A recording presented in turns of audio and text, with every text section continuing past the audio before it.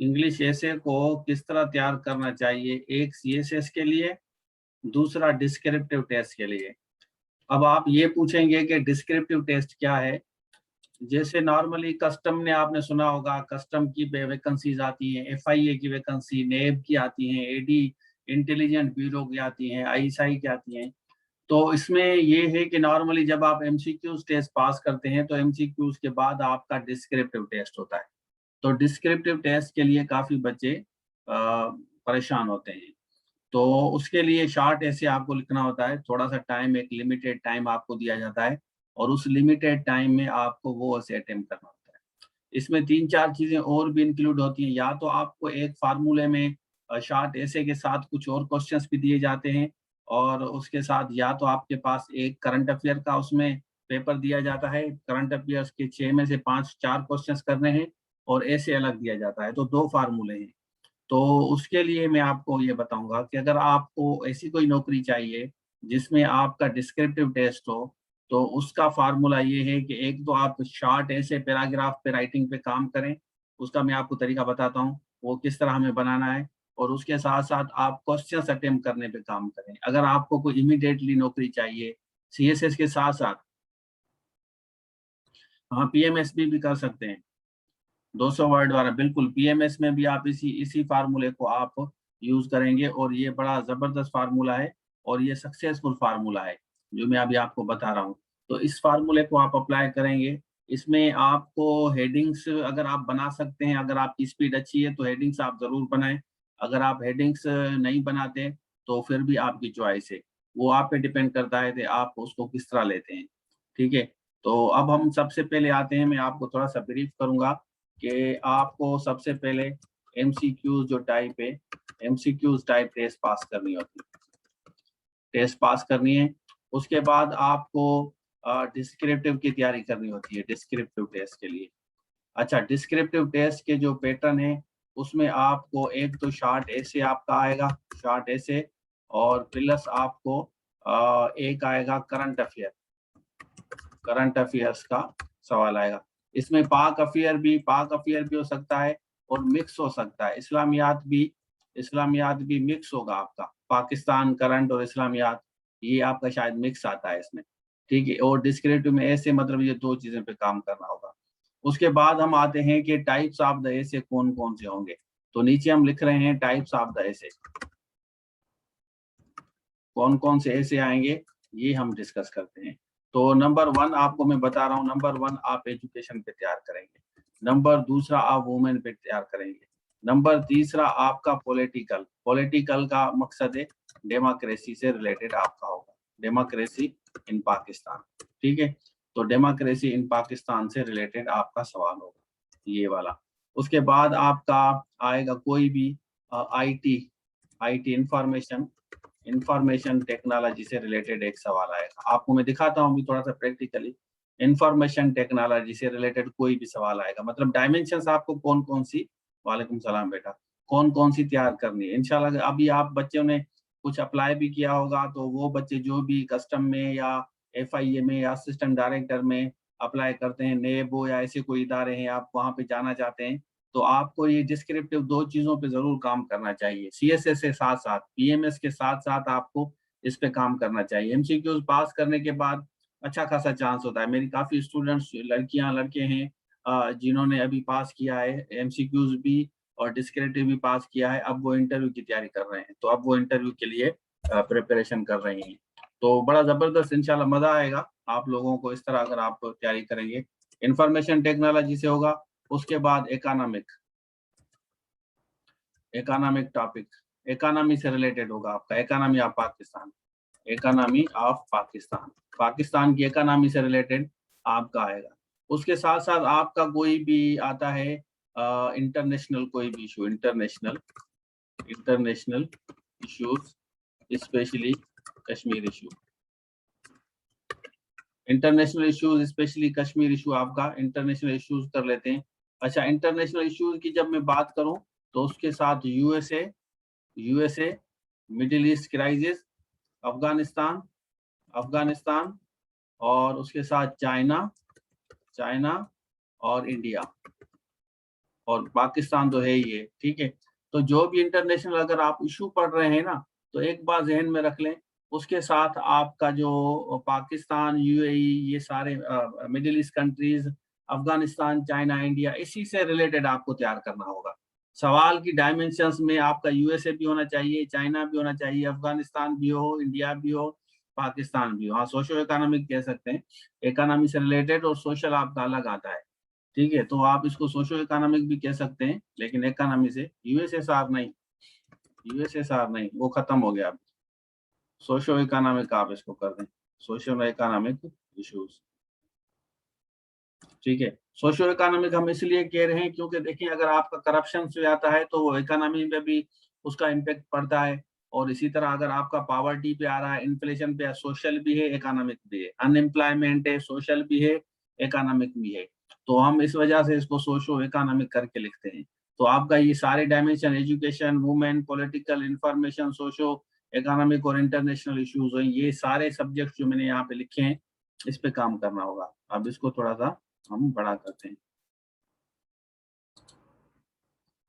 मेरे ख्याल में आप लोगों को कॉन्सेप्ट आप लोगों का क्लियर होता जा रहा है या नहीं? कॉन्सेप्ट में अभी इतना इशू नहीं होगा आपका, इंशाल्लाह।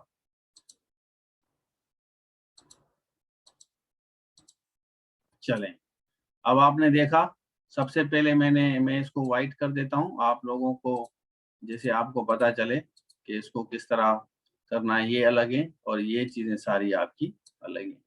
तो इस पे काम किस तरह करना है ये अभी हम डिस्कस करते हैं, ठीक है। तो टाइप्स ऑफ देश से कौन कौन से होंगे? एजुकेशन होगी, वुमेन होगा, पॉलिटिकल होगा, पॉलिटिकल माना डेमोक्रेसी इन पाकिस्तान होगा, और उसके साथ साथ आपका सोशो इकोनॉमिक होगा, इंटरनेशनल इश्यूज। तो इसी से रिलेटेड जो है ना आपके सवाल आएंगे। क्लियर है? समझ आ रहा है या नहीं आ रहा? क्या बात बताएं। यहाँ तक आप लोगों के कॉन्सेप्ट क्लियर होंगे, बाकी आगे चलते हैं। चलें, तो आगे चलेंगे तो हमें अब डायमेंशंस के लिए थोड़ा सा मैं आपको पीछे लेके जाऊंगा। तो आप लोगों को शायद आपकी कोई क्यूरी वगैरह हो, कोई इशू हो, तो यहाँ पे हम आते हैं, एक थोड़ा सा मिसाल लेते हैं, ठीक है। यहाँ पे आते हैं, खोलते हैं इसको। ये हमने खोला है आपकी वेबसाइट पे, इसमें हम CSS में जा रहे हैं, CSS के साथ हम जा रहे हैं एग्जाम्स में, ठीक है। CSS से रिलेटेड कोई आपका प्रॉब्लम हो तो CSS में जाया करें, और यहाँ पे प्रीवियस पेपर आपको नजर आएंगे। ये अगर आप इसको इस तरह करेंगे तो आपको यहाँ नजर आएगा। चलें, तो ये आपका प्रीवियस पेपर में खोल रहा हूँ, प्रीवियस पेपर खोल रहा हूँ। तो अब आप मुझे बताएं कि इसमें से किस साल का ऐसे खोलूं मैं आपको थोड़ा सा कॉन्सेप्ट क्लियर हो जाएगा ना तो मजा आएगा आपको। कॉन्सेप्ट क्लियर ही नहीं होगा, मैं एक बात करूं और आप दूसरा सोच के बैठे, इसमें से कौन सा पेपर हम खोलें? 17, 18, 19, 20 या 21? तो जो आप कहेंगे, जिससे ज्यादा वोट होंगे हम उसी पेपर को खोलेंगे। ऐसे ऐसे का पेपर खोलेंगे। मैं आपको थोड़ा सा आइडिया दूंगा कि बेसिकली मेरा मैसेज क्या है। 18 का, अच्छा 18, दूसरे बच्चे नहीं बता रहे। चलें 18 का खोलते हैं। चलें 18 का हमने खोल लिया है। 18 का हम खोलते हैं ऐसे, ये ऐसे खोला हमने, ठीक है। चलें भाई, 18 का ऐसे खुल गया या नहीं खुला? चलें, अब यहाँ पे देखें, ये जो हायर एजुकेशन कमीशन है ये किससे रिलेटेड है? जो हमने टॉपिक पढ़ा है उसमें है ये या नहीं है? चलें, चले मैं इसको करता हूँ कॉपी। ये 2018 का जो पेपर है ना, ये 2000 CSS है। तो हम इसको करते हैं कॉपी, इस तरह करते हैं, यहाँ से कॉपी करके लेके जाते हैं। तो यहाँ से कॉपी किया हमने। अब यहाँ हम वापस चलते हैं अपनी जगह जहाँ से हम आए थे। चलें, मैं यहाँ पे इसको रखता हूँ, आपको समझाने की खातिर ये सारा कर रहा हूँ भाई। सही कर रहा हूँ या नहीं कर रहा हूँ, आप मुझे बताएं। आपको समझाने की खातिर, काफी बच्चे मेरे से कॉल करके पूछते हैं, अभी मेरे पास इतना टाइम होता नहीं है। उस वक्त कहते हैं कि सर हमें बताएं कि हम क्या करें। भाई अब क्या होगा, 5-4 दिन में क्या होगा? पहले आते क्लासेस मेरी लेते, आप समझते तो मैं आपको समझाता ना। अभी एक बंदे की कॉल आई कि सर मैंने पास किया है, तो अब मुझे आप बताएं। ओ भाई आपने पास किया है तो मैं अभी गप्पे थोड़ी लगाऊंगा आपके साथ बैठ के। अब जाहिर है मैं अपने स्टूडेंट्स को टाइम दूंगा ना, जो मेरे पास रजिस्टर्ड हैं, जो गरीब कहीं से आते हैं, पे करते हैं, पता नहीं बड़ी मुश्किल से पैसे कमाते हैं, घर वालों से लेते हैं, तो मेरे लिए ये इम्पोर्टेंट है ना। ठीक है ना। चलें, अब आप मुझे बताएं कि जो डायमेंशन मैंने आपके साथ डिस्कस किए उसमें हम थोड़ा सा काम करेंगे कि मेरी पॉइंट ऑफ डिस्कशन जो है वो क्या है, basically what is my point of discussion, आप लोगों तक मैसेज जाए। तो मैंने आप पहले सबसे पहले ये सारी चीजें देख लें जो मैंने आप लोगों के साथ डिस्कस की है। ठीक है, इंटरनेशनल भी, ये भी। तो पहले वाला हमारा real development should transfer people not just economy. अब पहले वाला किससे रिलेटेड है, शाबाश बताएं। इंसानों की जिंदगी में चेंज आना चाहिए, इकोनॉमिक स्टेटिस्टिक्स नहीं होने चाहिए, इंसानों की जिंदगी में चेंज आनी चाहिए।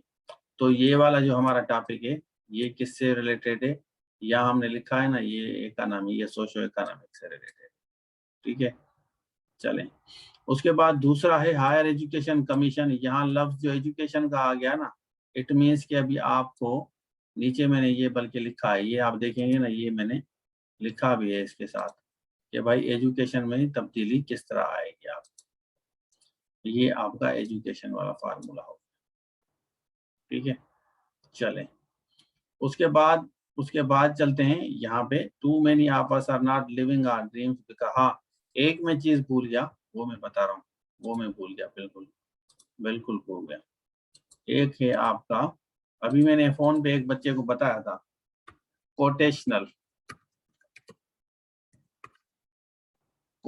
इश्यूज। कोटेशनल इश्यूज पे आते हैं, या कोटेशंस आप इसको कह सकते हैं, कोटेशनल या कोटेशंस पे भी आते हैं। ठीक है, कोटेशंस का भी मैं बताता हूँ कि उसको किस तरह करना है। चलें, तो ये हमारा हो गया। तो हम क्या कहाँ पे थे, एक तो आपका ये इकोनॉमी से रिलेटेड आ गया। ठीक है, ये हमने डिस्कस कर लिया। एजुकेशन से रिलेटेड आ गया, ये हमने कर लिया। और ये वाला जो है ये ये उससे रिलेटेड है आपका, कोटेशंस जो मैंने आपको बताई, कोटेशन से रिलेटेड ये वाला।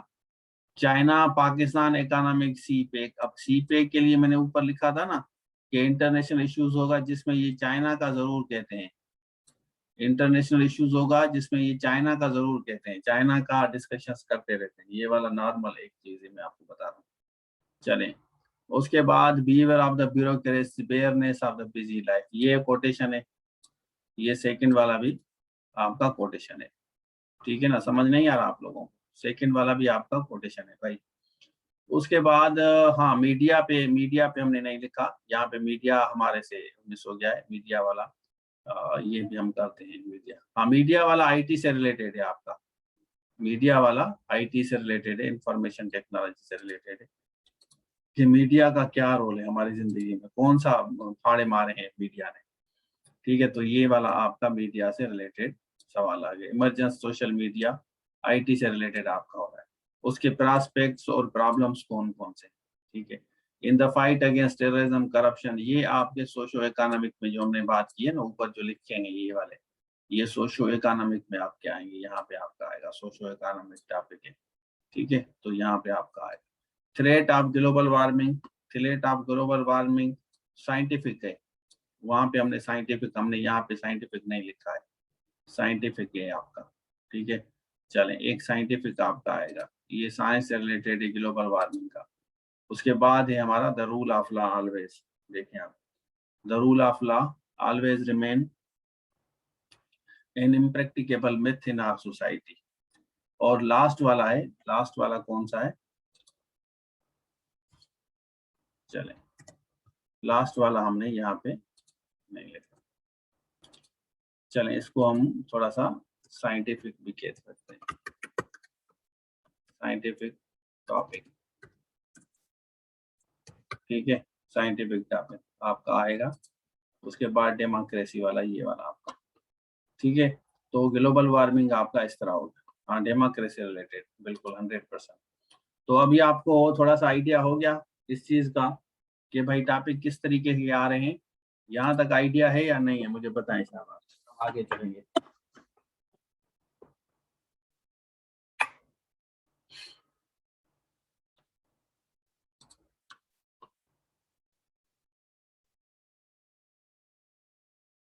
क्लियर आइडिया है ना आप लोगों को?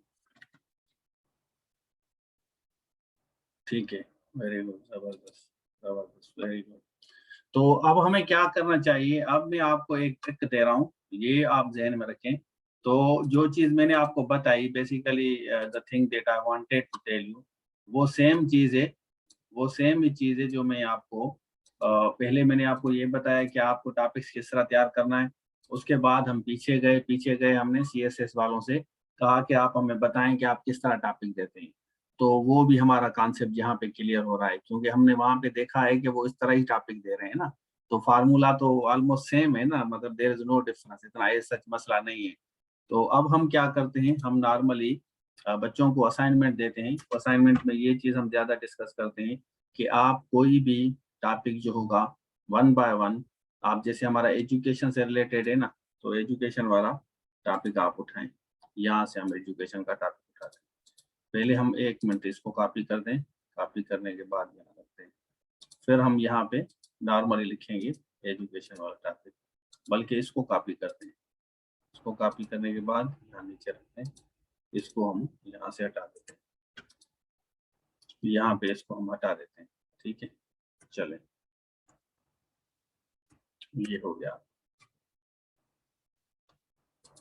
अच्छा, कोटेशन वाला आप लोगों को आइडिया है? कोटेशन वाला, कोटेशन वाले को किस तरह अटेम्प्ट करते हैं वो भी मैं आप लोगों को बताता हूँ।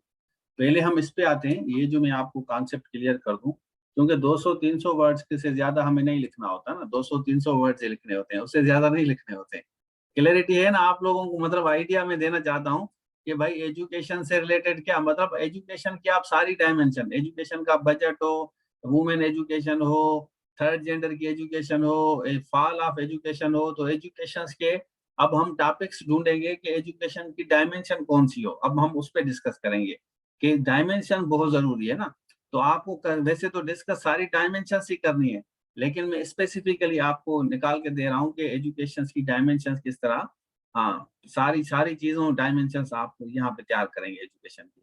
देखें, जो आप लोग आपको कहते हैं ना कि भाई ऐसे तैयार करना है, आपने सुना होगा ना कि भाई मेरा मेरा ऐसे तैयार है। जो बच्चे लाहौर जाते हैं, इस्लामाबाद या कराची पढ़ने जाते हैं, तो वो आपको नॉर्मली कहते होंगे कि भाई मेरा जो है ना एजुकेशन पे ऐसे तैयार है।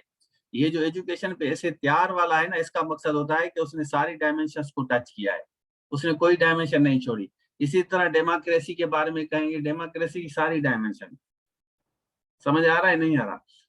आपने देखा होगा ना, एक टॉपिक आया था, मैं बता रहा हूँ आपको, एक टॉपिक आया था, women university, women universities are the agent of change. इस तरह कोई टॉपिक था, याद है आपको? सीएसएस में ऐसा कोई टॉपिक आया था, वुमेन यूनिवर्सिटीज आर एजुकेशन। इसी तरह classroom, classroom changes the destiny of nations, classroom changes the destiny of the nation. हाँ, women university is an agent of change. हाँ, तो इस तरह आपका आया था, बिल्कुल मुझे भी याद है, मैं भी थोड़ा देखता रहता हूँ। वुमेन यूनिवर्सिटी हाँ, is an agent of change. चलें, is an agent of change.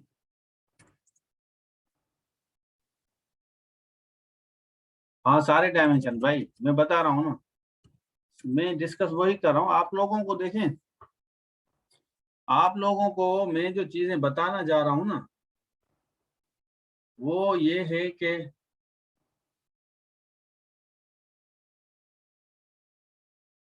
वो जो मैं आपको चीजें बताना जा रहा हूँ वो ये है कि मैं आप लोगों का कॉन्सेप्ट क्लियर करूँ, क्योंकि आप तो इस तरह पढ़ते तो रहते हैं मेरे पास। हाँ, फ्यूचर ऑफ द नेशन, बिल्कुल, classroom, classroom decides the future, बिल्कुल सही। लैंग्वेज सेम है, decide the future of the nation, बिल्कुल सही है। तो पढ़ते देखें, आप लोगों को मैं जो चीजें बताना जा रहा हूँ वो मैं टेक्निकली आपको तैयार करना चाह रहा हूँ। और यहाँ पे आप देखें, यहाँ पे जो आया है एजुकेशन पे, ये आया है, ये देखें, ये एजुकेशन पे आया है। ठीक है, तो मेरी बात आप मुझे बताएं कि जो मेरी बात है, मेरी बात गलत साबित हो रही है या सही साबित हो रही है। थैंक यू सो मच अस्मा बेटा, ग्रामर में गलतियां नहीं है तो वेरी गुड। तो यहाँ पे अभी मैं आपको बता रहा हूँ जो चीज असल मेरा मौजू है वो यही है कि आप लोगों को इस चीज का पता हो कि भाई गलतियां नहीं करनी है। इसको मैं चेंज करता हूँ, पता नहीं क्या हो गया, ये इसका कलर आ गया है, एक तो मुझे नहीं आ रहा समझ, ये कलर किस तरह खत्म होगा। अच्छा, नो फिल्टर, सही सही सही सही, ठीक है। चलें, women university is an agent of change, classroom decide the future of the nation, higher education commission, और 2020 में आया था, सही है। अच्छा, ये आया था, चलें, ये आया था 2019 में, और ये आया था 2020 में। चलें, फिर ये वाला आया है आपका, ये वाला आया है 2018 में। अभी आप देखें 18, 19, 20 सारों में एजुकेशन से टॉपिक आया है या नहीं आया है। ठीक है, तो हमें क्या करना चाहिए, जो टेक्निकल, देखें जो बच्चे चालाक होते हैं ना, समझदार, एक तो आपका टीचर चालाक हो जो आपको पढ़ाता है ना। मैं हमेशा बच्चों को कहता हूं कि जो टीचर आपको पढ़ाता है वो आपसे काम ले। अगर जो टीचर आपसे काम नहीं लेता तो आपको फिर इश्यूज होंगे। टीचर को चाहिए कि आपसे से ज्यादा काम करवाए। हाँ, ठीक है, मीन्स एंड पर्पस एजुकेशन, हाँ बिल्कुल 2021 में। चलें, हाँ एजुकेशन पे 2021 में, 2021 का देखते हैं, एक सेकंड, मैंने ये खोला हुआ है ना, तो पीछे जाते हैं कि 2021 में कौन सा आया है, देख लेते हैं, कोई इशू नहीं है। मैं आप लोगों के साथ बैठा हुआ हूँ, इंशाल्लाह आप लोगों को तैयार करके ही छोड़ूंगा भाई, जब तक आप तैयार नहीं आप मेरे साथ हैं। अब यहाँ पे देखें मीनिंग, ये भी आया है, सेकंड पे आपका आया है, क्लियर है, सेकंड पे आया है, ये 2021 का आया है। मतलब अभी आप देखें, अब अगर मैं आप लोगों को ये ना समझाऊं तो आप ऐसे किस तरह तैयार करेंगे। अब एक बच्चे ने मुझे कॉल किया अभी अभी थोड़ी देर पहले लाहौर से, कि आप मुझे बताएं कि मैं ऐसे कैसे तैयार करूं, कौन कौन से ऐसे हैं। तो अगर उसने अगर कहीं पे पढ़ा है किसी टीचर के पास, तो टीचर की टेक्निक ये है, उसको ये सिर्फ गाइड करे कि ये सारा टॉपिक जितने भी है ना, इनकी डायमेंशंस को हिट करो, बस। वुमेन यूनिवर्सिटी पे वुमेन, ऐसा वुमेन की मैं बात कर रहा हूँ अभी आपको, ये बस education and women, education and women in Pakistan. एक दफा आया था को एजुकेशन, को एजुकेशन, को एजुकेशन भी आया था, को एजुकेशन में आया था प्रोज एंड कॉन्स, इस तरह आया था, याद होगा आपको, को एजुकेशन प्रोज। अब बच्चे कह रहे हैं कि ये तो नर्सरी केजी वाला है, ये तो तीसरी चौथी क्लास का है भाई, ये तो मिनट कर लेंगे। तो भाई उसमें वो क्या पूछना चाहता है वो आपको पता हो ना, कि सीएसएस के लेवल का किस तरह लिखना है, प्रोज एंड कॉन्स आपको एजुकेशन का कौन कौन से, ठीक है ना, समझ आ रही है। तो हमारा जो असल फोकस है ना, वो फोकस इस चीज पे है कि हम अपने स्टूडेंट्स को किस तरीके से तैयार करें, किस तरीके से तैयार करें, जैसे आपका, हमारे जो शागिर्द हैं वो पेपर में जब जाए ना, उनको कोई इशू ना हो। ठीक है, पेपर में जब जाए तो उनको कोई इशू, खास इशू ना हो।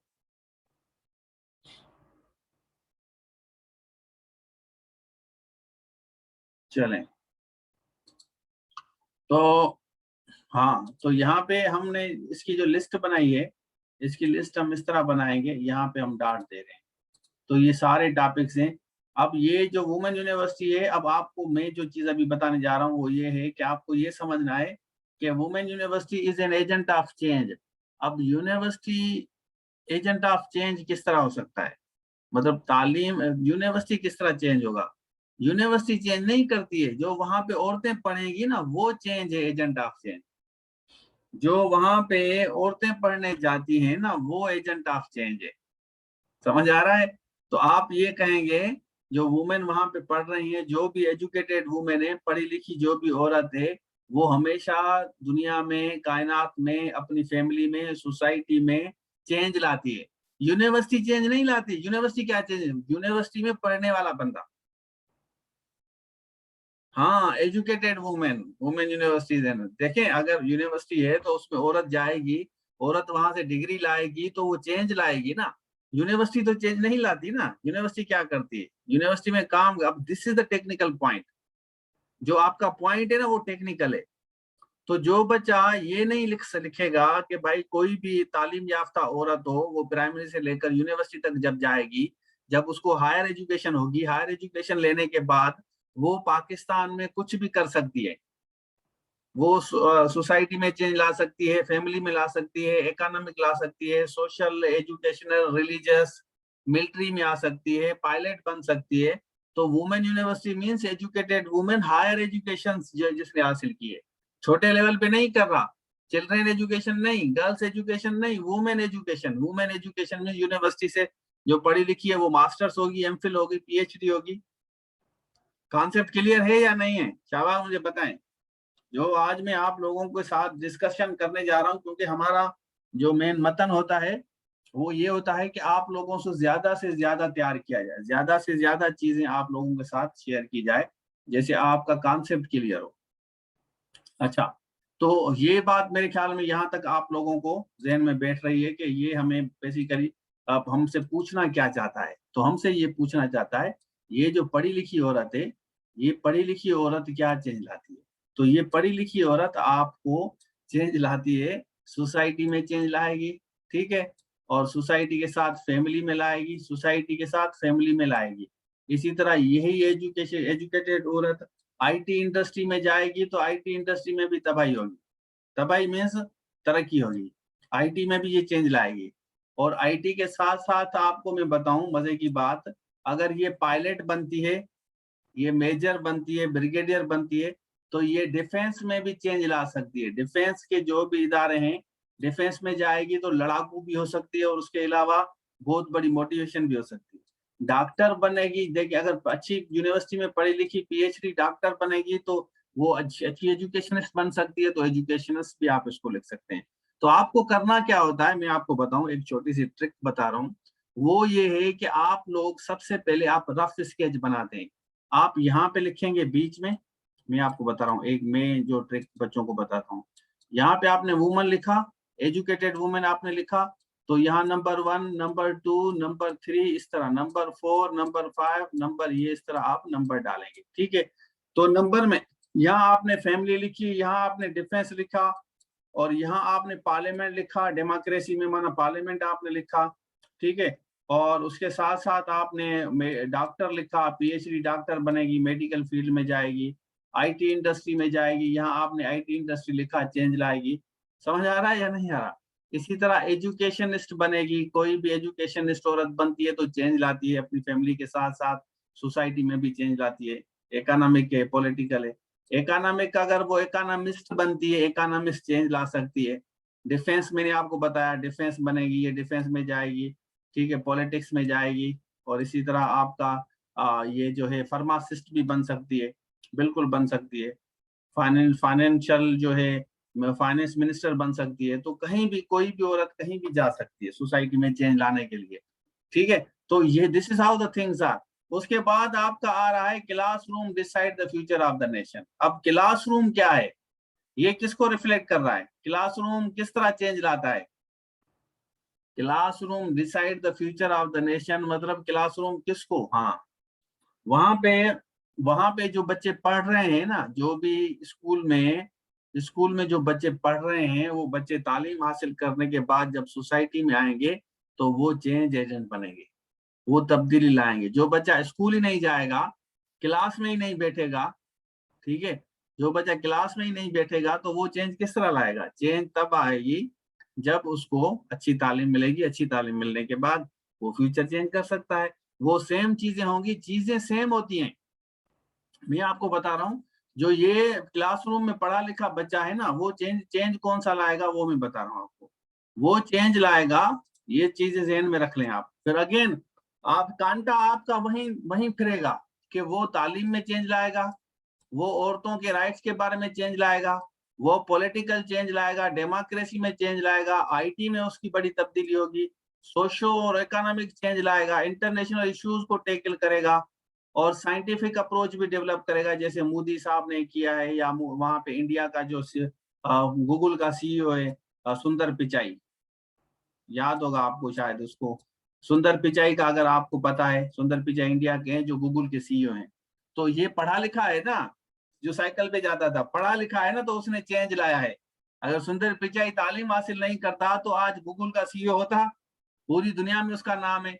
पाकिस्तान का कोई सीईओ बन जाए ना गूगल का, याहू का या किसी का, तो अगेन बात आपकी वहीं पे आएगी। आपको जो टॉपिक दिया जाएगा, कोई भी टॉपिक अगर आप जहाँ पे classroom decide the future of the nation में, तो ये डायमेंशन सारी आप टच करेंगे, ठीक है। इसी तरह आपको जो ये टॉपिक दिया गया है वुमेन वाला, ये वुमेन वाला जो टॉपिक दिया है, एजुकेटेड वुमेन, एजुकेटेड वुमेन के लिए भी आप सेम चीजें यही अप्लाई करेंगे, तालीम में और पॉलिटिक्स में, डेमोक्रेसी में, आईटी में, सोशो इकोनॉमिक, इंटरनेशनल इश्यूज में जितने भी इश्यूज हैं, और उसके अलावा साइंटिफिक अप्रोच के लिए भी आपको यही बात मैं आपको समझा रहा हूँ। क्लियर है?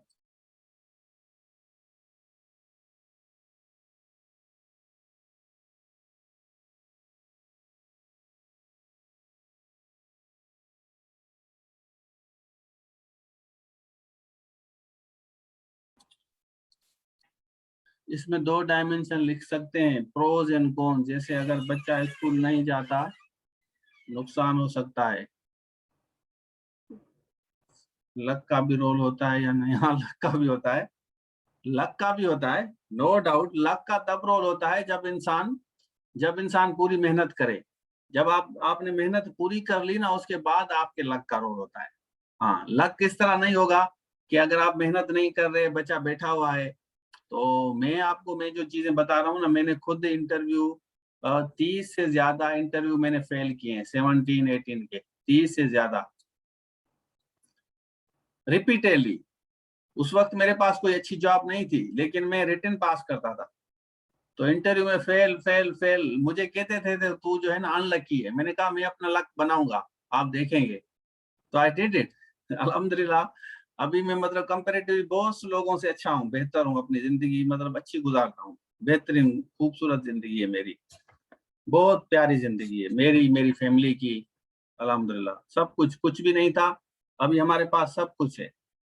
कुछ भी नहीं था मेरे पास, कुछ भी जीरो था, जीरो। ऑनेस्टली बता रहा हूँ, फोटो कॉपी, मैट्रिक के बाद जब शादी हुई तो फोटो कॉपी के पैसे नहीं होते थे मेरे पास कि मैं फोटो कॉपी कराऊं। सही बता रहा हूँ, समझ आ रहा है या नहीं आ रहा? तो फोटो कॉपी के पैसे नहीं होते थे भाई।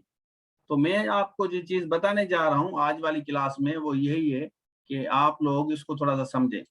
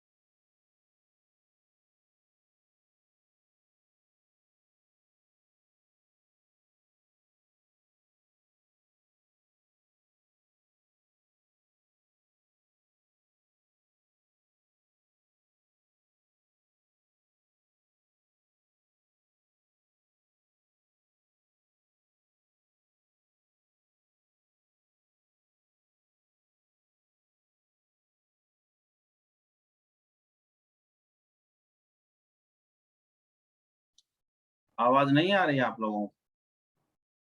अच्छा, क्या नहीं नहीं, क्या पूछ रहे हैं? ऐसे में 2 डायमेंशन लिख सकते हैं, लेकिन 2 डायमेंशन आप खाम खा ना लिखें ना। 2 डायमेंशन आप खाम खा ना लिखें। आप इस चीज पे फोकस करें कि क्लासरूम हकीकत में करता है डिसाइड या नहीं करता।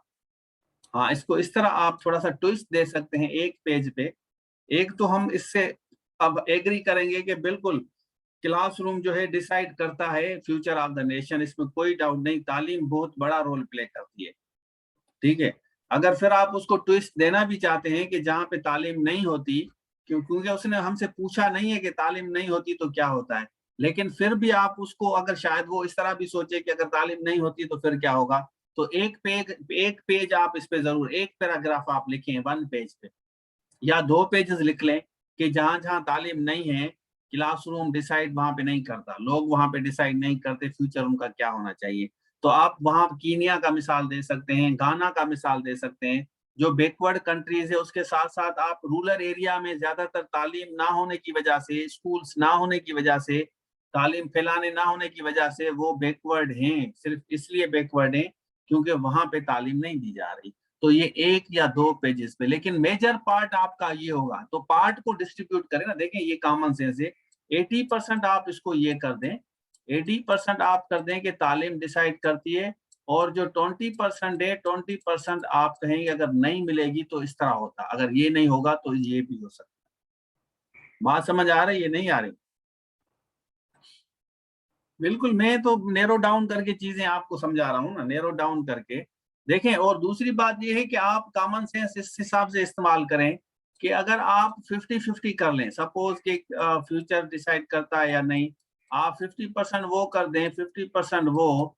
और अगर आपको असेसमेंट के लिए दिया जाए तो आपको कैसा फील होगा, सबसे पहले खुद से पूछा करें कि हाउ वुड यू फील, किस तरह फील करेंगे आप। तो नेचुरली आप कहेंगे कि यार मैंने तो ये डायमेंशन पूछी है कि अगर तालीम नहीं है, बच्चे को नहीं पढ़ाया जाता है स्कूलों में, तो फिर क्या होता, वो नेशंस कहाँ पे जाती हैं, वो ड्रग एडिक्टर बनती हैं, चोर बनते हैं, डाकू बनते हैं, वेपन्स उठाते हैं, ठीक है, नशा वगैरह करते हैं, आपका चोरियां करते हैं, डकैती डालते हैं, स्ट्रीट क्राइम बढ़ता है जहाँ पे तालीम नहीं होती। नो डाउट को 2-3% पढ़े लिखे भी इन्वॉल्व होते हैं, लेकिन इस तरह नहीं है कि वो सारे पढ़े लिखे इस तरह हो। 95% लोग जो पढ़े लिखे हैं वो चेंज मेकर्स होते हैं।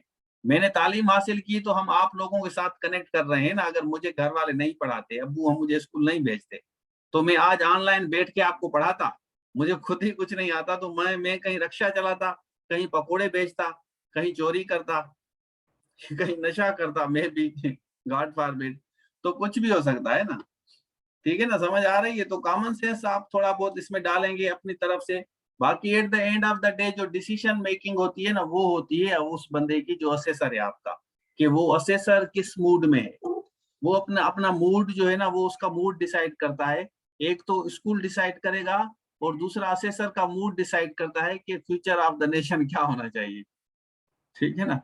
चले, तो आगे चलते हैं। कहाँ पे थे हम, कौन सी बात कर रहे थे? हाँ, ये बात कर रहे थे हम। उसके बाद आपका हायर एजुकेशन कमीशन आ रहा है, higher education commission Pakistan, ills and remedies. अब ये इसको कहा जाता है कंपैरेटिव ऐसे। कंपैरेटिव ऐसे में बिल्कुल आप लिस्ट बनाएंगे, एक लिस्ट बनाएंगे, उस लिस्ट में आप इल्स लिखेंगे, और एक लिस्ट बनाएंगे जिसमें आप रेमेडीज दे रहे हैं। इसकी मैं आपको एक छोटी सी ट्रिक दे रहा हूँ। अच्छा, जो भी आप इल्स लिख रहे हैं ना, जो भी इल्स लिख रहे हैं, जितने अगर आपके 10 इल्स है ना, तो जैसे बजट नहीं हो, बजट हमारे पास हायर एजुकेशन कमीशन में बजट का बहुत बड़ा मसला है।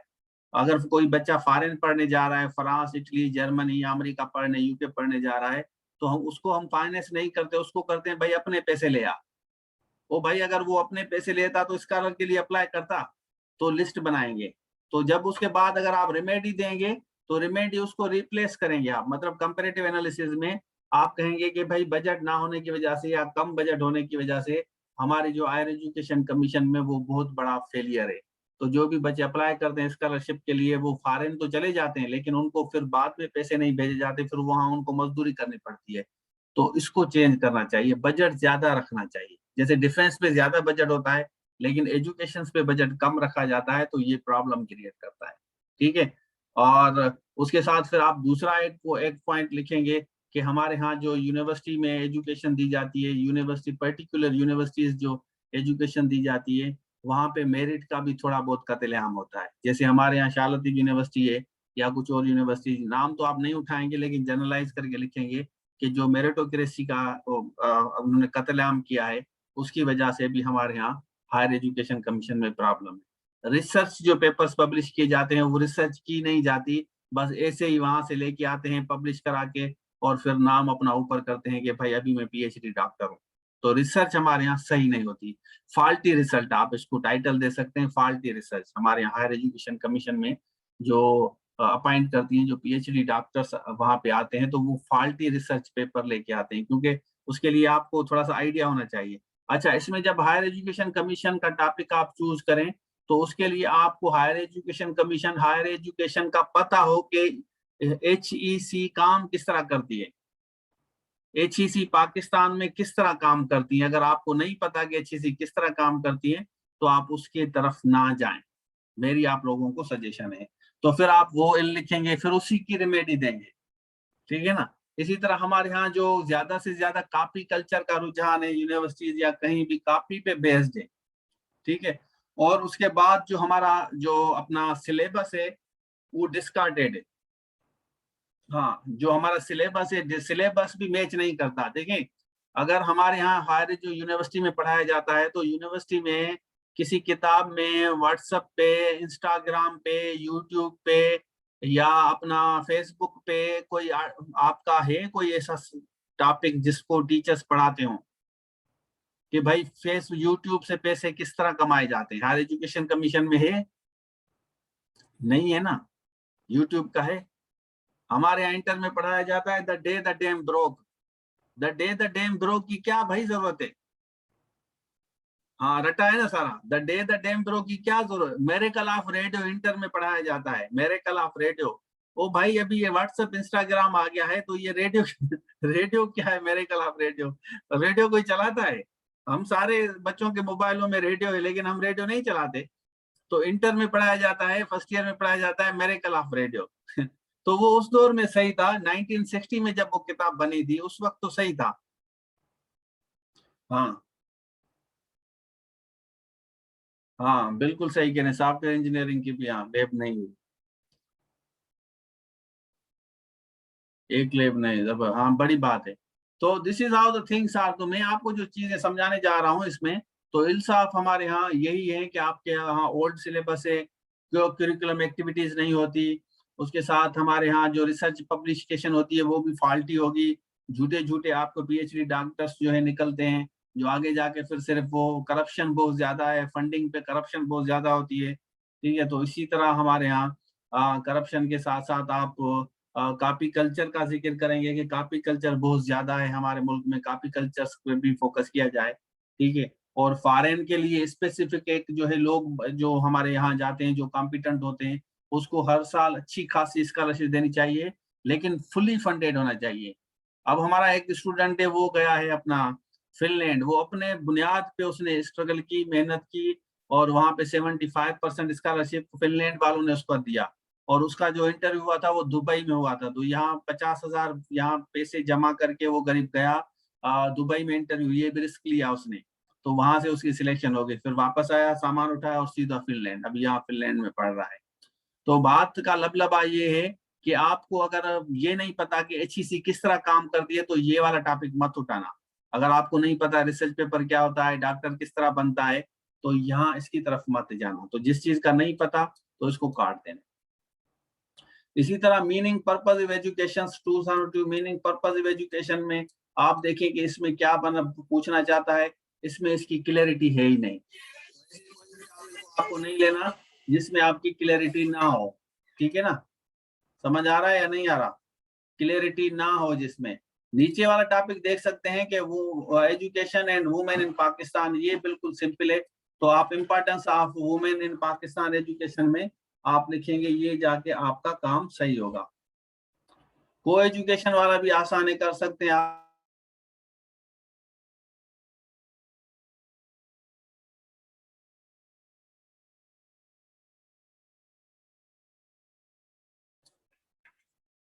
को एजुकेशन वाला टॉपिक कर सकते हैं, लेकिन इसकी डायमेंशन को समझना होगा।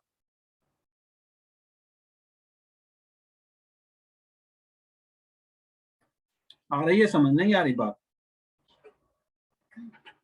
एक सिंपल फार्मूला है, फार्मूला ये है कि जिस चीज का हमें पता नहीं है हमें नहीं करना चाहिए, जिस चीज का हमें पता है उस पर फोकस करना चाहिए। पॉइंट ऑफ डिस्कशन यही है। अगर आपने किसी ऐसी चीज को ले लिया जिसका आपको पता ही नहीं है, आइडिया ही नहीं है, लेकिन आप लिखते जा रहे हैं, लिखते जा रहे हैं, पेजेस आपने भर दिए हैं, कॉन्सेप्ट क्लियर नहीं है कि वो पूछ क्या रहा है, लेकिन पेजेस आपने 20 भर दिए हैं, फिर आप वापस आके कहेंगे कि यार मैंने 20 पेजेस लिखे हैं, इंशाल्लाह 70-80 आएगा, लेकिन डायमेंशंस का नहीं पता। मैं जैसे अभी बता रहा था एक बंदे को कि भाई आप जब टेस्ट ऐसे सिलेक्ट करते हैं तो ऐसे की जो 50% है वो आपकी इंग्लिश चेक होती है, और 50% होती है आपकी डायमेंशंस, आपने डायमेंशंस को टच किया या नहीं किया, टॉपिक के साथ जस्टिस किया या नहीं किया। तो ये 50% और ये 50%, ये दोनों 50% मिलाने के बाद आपको 40 स्कोर दिया जाता है भाई। ये दोनों डायमेंशन मिलाने के बाद 40 स्कोर दिया जाता है, दोनों डायमेंशन। इस तरह नहीं होगा कि उसने सारा पढ़ दिया फिर 40 दे दिया, नहीं। अंग्रेजी अगर आपकी पुअर है, अगर आप पुअर हैं अंग्रेजी में, तो ये बात जहन में रख लें, आपका चांसेस बहुत कम होंगे कि आपको 40 मार्क्स मिलें। आपको 38 दे सकता है, 37 दे सकता है, 36 दे सकता है, 35 दे सकता है, और अगर आपकी अंग्रेजी भी सही नहीं है, आइडिया भी सही नहीं है, तो आपको 00 भी दे सकता है। पता है 00 भी मिलते हैं, ऐसे में 00 भी मिलते हैं। आपने देखे होंगे ना लोगों के 00 आते हैं, तो 00 इतना लिखा है, 20 पेजेस लिखे हैं और 00 आ गया है। मैंने आज बहुत ज्यादा बोल दिया है क्योंकि आपसे काम कोई नहीं लिया मैंने, तो मेरे ख्याल में अभी इसको ऑफ करना चाहिए। कल हम इसी से कंटिन्यू करेंगे, दूसरे टॉपिक्स पे डिस्कस करेंगे, ठीक है? तो आप मुझे अगर इजाजत दें।